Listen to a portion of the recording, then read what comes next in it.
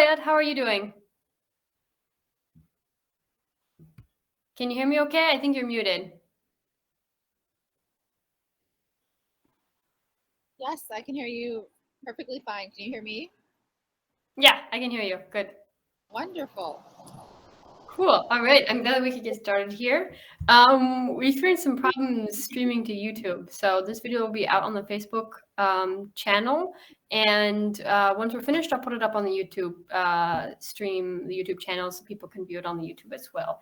But we are streaming live to Facebook. So I thought we could go ahead and get started. And I'm going to go ahead and introduce Ayat here. So Ayat Amin is a first-generation daughter of Iraqi parents. And she is an environmental and social activist from Cleveland. She attended college at the University of California, San Diego to become an environmental engineer. After college, she moved back to Cleveland and now works at a Cleveland-founded economic development startup called the Opportunity Exchange. In March of 2020, she was an opening speaker at Cleveland's 2020 International Women's Day March and has recently started Clevelanders for Civic Transparency Project. She's currently running for Cleveland City Council and is proud to have a 100% recycled campaign. Right. Thank you again so much for joining us today. So my first question is that you've been very active in the climate movement. This is a big part of your campaign, a big part of your studies in college. Can you tell me a little bit more about what motivated you to join this movement? Yeah, absolutely. So I think for a lot of people who are activists, we think that there might be like one big pivotal moment that this event happened. And I think the case for me that wasn't the case for me. I think it was something that grew slowly over time. And it started from very simple things. Like my father really liked to garden, and he always taught me how to take care of, the living things that were growing in our backyard from a young age. So I always had an appreciation for nature from that. But as I, got older, I learned about recycling or other environmental issues through school. And then even as I got into high school, I started to hear stories of people who inspired me. And there's one that I'll actually share with you that was really inspirational to me, which is from Wangari Maathai. So she is the first woman from Africa to win a Nobel Peace Prize. She is the first environmentalist to win a Nobel Peace Prize. She's from Kenya, and she started the Green Belt movement, which planted millions of trees along Kenya. And she has the story of the hummingbird, which I always turn to when I'm looking for inspiration. So the story of the hummingbird is once upon a time, there was a forest that caught on fire, and all the animals went to the edge of the forest looking for just watching their home burn. And a lot of them felt helpless and they weren't sure what to do. And here was their entire livelihoods just getting destroyed. And everyone was watching except for the hummingbird. The hummingbird, this tiny little bird, was flying over the flames to the nearest body of water, picking up a single drop of water in its tiny beak, and then flying back over the fire and dropping that water. And it did this over and over and over again. And meanwhile, there was the elephant who had this big, large trunk that could take up way more water, and it was just watching. And there was the cheetah, which could run much faster than the hummingbird, and it was just watching. And finally, the bear asked the hummingbird, he's like, "What are you doing? It's useless." And the hummingbird said, "I'm doing the best that I can." And I think in regards to the environmental movement, it's very easy to sometimes feel hopeless or to wonder, what can I, as you know, a young person really do? But the truth is, for all of us, we can really just do the best that we can. And I turn to that story a lot as a motivator for deciding what projects I get involved in. Mm-hmm. Mm-hmm. That's a really beautiful story. And when did you first come across that? Was it in college or when you were younger? I think the first time I heard it was when I was in high school. And then I think I heard the story again. There's actually video on YouTube of Wangari actually telling the story. And she's a much beautiful speaker than me. So if you get the chance to listen to the actual story, I think it's about the same length as what I said. But I think it's a really good allegory for kind of everyone's role on this planet. Yeah, absolutely. And I love the line where you just have to do the best that you can, no matter your capabilities. Yeah, I wanted to also ask because the story represents kind of an individual doing what they can, but do you feel like you've been part of a larger community of activists or a larger community of young people within this movement? Yeah, absolutely. I would say I feel like I'm a part of two communities. So the first is I think the younger generation just all across the world has a greater understanding of been using very strongly on those issues, and these are people I've never met before. I just follow online, but they have been very inspirational to me. Actually, one thing I want to share with you all is there is a Scottish youth climate activist.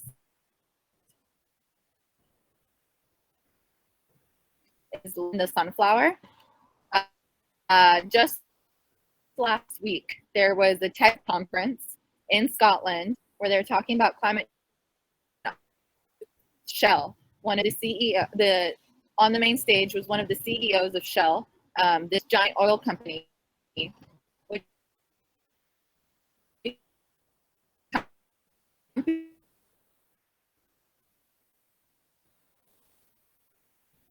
way to get themselves invited to this conference. His role in the climate movement and how he was letting everyone down, the whole planet down. And it's a very brave speech. So if you go to her Instagram, Lauren the Sunflower, you can watch that speech that happened just last week. It's like a 5-minute video. When I see youth taking initiative like that, it is very inspirational to me. And it reminds me that, the solution to climate movement isn't going to be, individual actions, but it's going to be a lot of people working together on these issues. Closer to home, there definitely is a community here. The one that brings me the most joy that I've been a part of since I came to Cleveland is called Black Environmental Leaders. And it's actually a coalition of people in all parts of the environmental movement in Cleveland. And I'm one of the younger members of the group, and I have found it so inspirational to learn from really experts in this field, but also across generations. And what is it like to have a movement that tackles big problems that an individual can't solve, but also across generations? And how do you build community? So the last thing I'll just say about community is it's not always organic. You have to seek it out and you have to actively work towards creating it. And that's something we all can do in all the spaces we're in.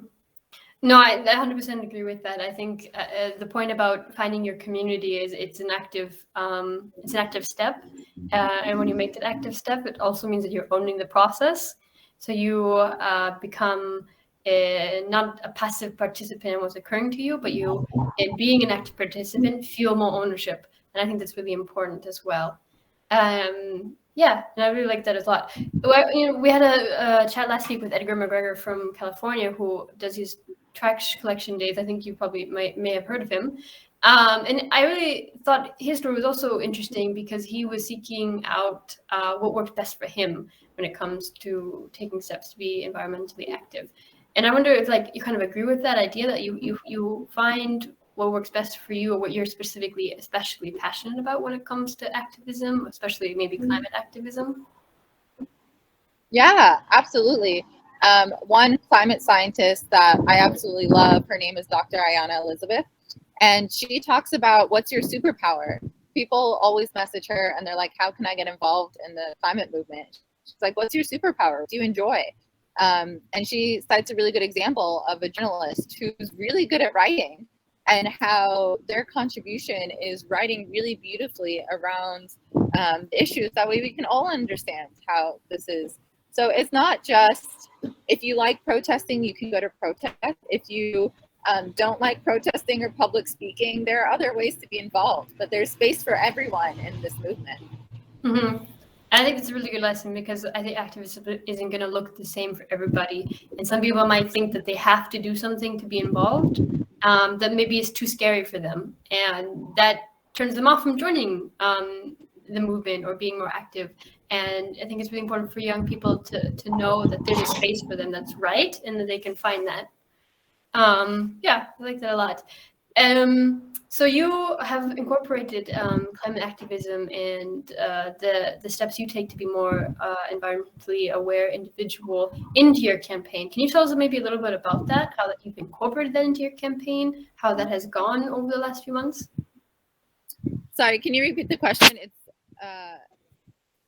yeah, absolutely. One more time. Yeah, of course. So I'm curious about how you've managed to incorporate your own environmentally friendly or environmental awareness when it comes to best practices with the climate and environment into your campaign, how that's been a part of your campaign. Yeah, absolutely. So I will say three things. So the first is when I was running for office, I very much wanted to be sure that I stick to my values and that I wasn't going to change who I was or what I stood for just so I could, get in office, because that really defeats the point. So a good example of that was a lot of campaigns use a lot of waste, and I would have felt very hypocritical myself if I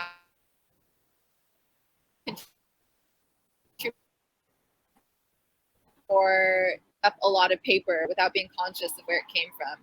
So I very much designed my campaign to be a 100% recycled campaign. My yard signs are recycled. They used to be NFL signs supporting a recent NFL draft we had in Cleveland. And I repurposed them, repainted them, put my materials on it. And I said, these are recycled. And I've already got people saying, like, this is a really good point. Like, we use a lot of waste in just things and we can find a way to justify it. But there are ways of doing things differently. I unfortunately do use paper I send a lot of mailers, put literature at people's doors, but I made an effort to be sure that all my paper was printed on recycled paper and that it's forest certified, which is the highest grade of recycled paper you can get. And these little things do make a difference.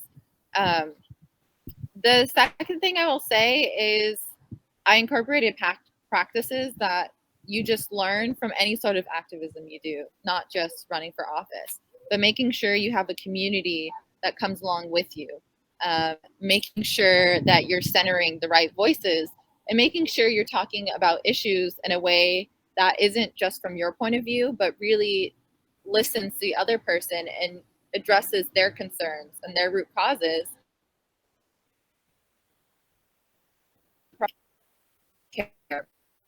And those practices I learned over years of not just doing, but by listening and just being present. I didn't realize every protest I was going to or every 7 p.m. Monday meeting with this group of friends. I was learning these things slowly over time. Mm-hmm. And how do you feel these practices have made an impact in your campaign? Have you had a lot of positive feedback from those you're interacting with while you're on the campaign trail, or maybe those that are active as volunteers within your campaign? Yeah, I think when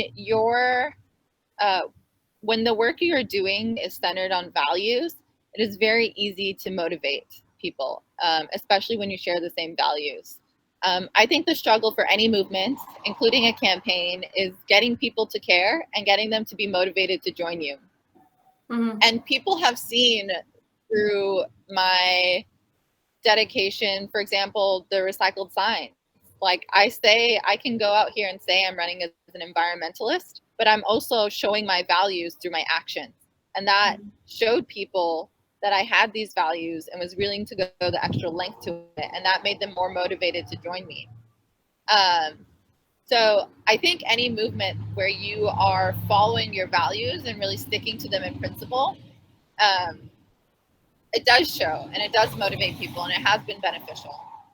Um, and I think the other thing is, even there have been many people I've talked to who don't come out and support my campaign. They don't knock on doors with me, for example, but they still are affected by this. They're like, you made me think differently about my own waste and all the things I was already contributing, and that still counts. That's still a win. Mm-hmm. Yeah, absolutely. Do you feel like you can offer any advice to other young people that want to run a campaign like yours, maybe that's 100% recyclable or takes in these best practices? What's the first step to do that? Yes. Well, the first step is to know you can do it. I know that going through a process like running for office seems like, oh, only like really smart people can do it, or oh, only like people who have connections can do it. And that's not true. You can absolutely do it. I'm not saying it's going to be easy, but if you are dedicated and you're true to your values and you're willing to put in the work, you can do it. And there's a lot of things I didn't know prior to running for office. For example, I didn't know how to actually get people to be able to vote for me. And the answer for that is you have to request paperwork from your Secretary of State, and then you have to go get signatures from people. But even though I know that before running, I knew I could figure it out. And that's really what you need, is that attitude. I think the second thing is having a community to support you in any sort of work. I cannot stress, and actually, I think one of the bigger mistakes I've made through campaigning is not accepting more help earlier on in the campaign. And partially it's because I didn't know what I was doing, or it was my first time running for office. But making sure that you have people who can support you and you're willing to ask for help, not just once, but continuously, is very helpful. But with those things, the other things you need to figure out, like how do I fill out a campaign finance report, like those logistical things, you can figure those out. And if you have questions about that, send me an email. I'll help out. No, that's good to know. We might be inundated with emails in the future from other young candidates who want to run. I hope so. Yeah, who knows? I mean, it's a good movement for that right now. I was really impressed with what, I don't like to bring in the name of big corporations, but the Snapchat collaboration that occurred a couple weeks ago, I think. It was encouraging young people to run for office. I forget the name of the activists who were behind that, but it was a brilliant idea. Snapchat is the most popular app amongst teens. And that's exactly right. That's where we should be aiming to educate and inform young people on these issues. So I love to see that. Yeah.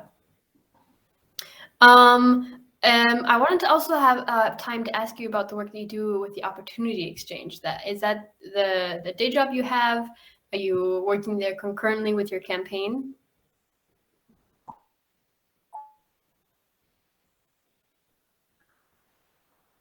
Yes. So run for office, and I kept that job for most of the campaign. A month or two ago, I took a leave of absence from that job so I can focus on the campaign full time. So right now I'm full time campaigning, but for 4 months of the campaign, I was working that job while running for office. And I'm not going to lie, if I were to give advice to anyone thinking about running for office, is if you can fully dedicate to run, it made a really big difference in the hours in that those early months. But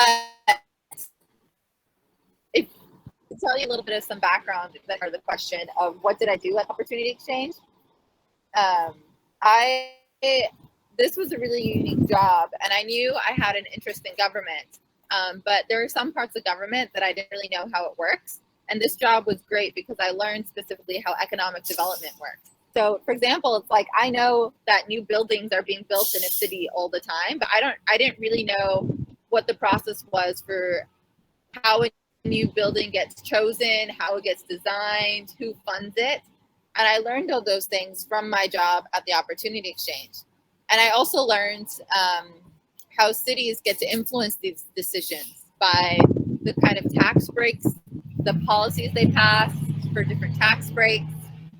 And the great thing about this job is it was national. So I got to see how different cities and counties and states all across the US were tackling the same challenge. And the challenge was, I want my city to grow. I want to support more businesses. I want to provide more housing to people. How do we do this? And different cities had different strategies for doing this. And I see what went well and what didn't go well programs. And it was a great learning experience that I think created a foundation for me feeling like I could run for office. Not only could I run for office, I have enough information to understand how it works. So when people ask me, are you qualified, or do you know what you're talking about? I'll be like, yes, because I have this experience. Mm-hmm. That being said, I just want to say one thing. I don't think experience, like work experience, is a necessary qualifier for running for office. Some people will tell you that you need to have had a day job, or you need to have had put in your time. And I don't think that's true. I think that's just a way of trying to limit who applies for these jobs. And I think your personal experience, your personal lived experience, is the most important thing when running for office, and your ability to find out the rest, to be honest. Mm-hmm. Also, an attitude of being willing to learn and an openness to that, creativity, for example, curiosity. The background that people bring to these jobs, because I absolutely agree with you. I think it's a really important aspect of what being in politics is like. You are a representative of the people. You're literally representing them, who they are as a collective. Yeah. One thing I will add there is, I think sometimes people assume you have to have all the answers when you run for office. Like, we know the problems, right? Like, climate change is a problem, homelessness is a problem, how cities spend money on police is a problem, public safety. And you don't need to have the answer to all those problems before you run for office. If anything, one of the great things about running for office is you meet hundreds, depending on the office you're running for, you meet hundreds of people, and they have ideas too, and they're those ideas with you. And part of your role is to listen, and to also, for the ideas that, sorry, a fire truck is passing by.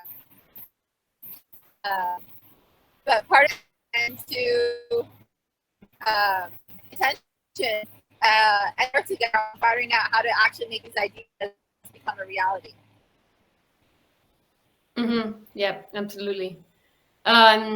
So before we can head out here, I have a couple other prepared questions I wanted to ask. One of which is, so you're a first generation child of Iraqi immigrants, and I wonder if that has informed your activism at all.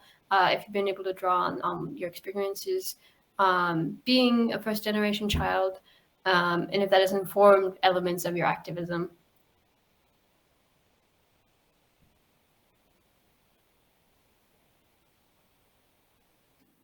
So earlier, lived and generation child of Iraqis who immigrated to America and became American. Very much so. I will also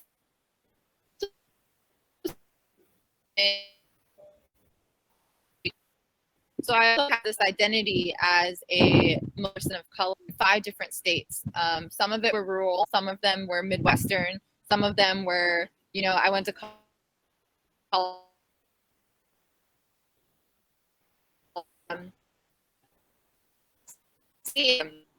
And seeing how my identity changed and didn't change in all different places really shaped me. I think the thing that was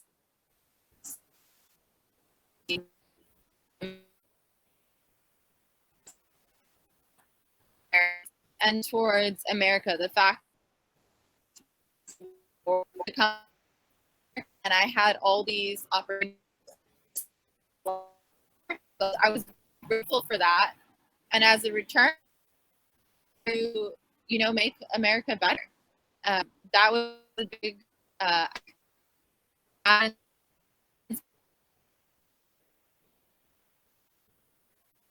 office. I think the other thing is being.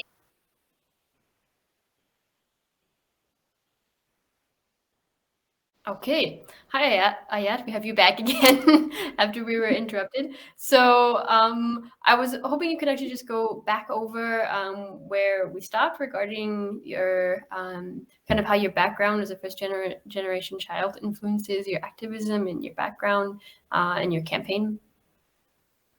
Yeah, absolutely. So I mentioned earlier how important your lived experience.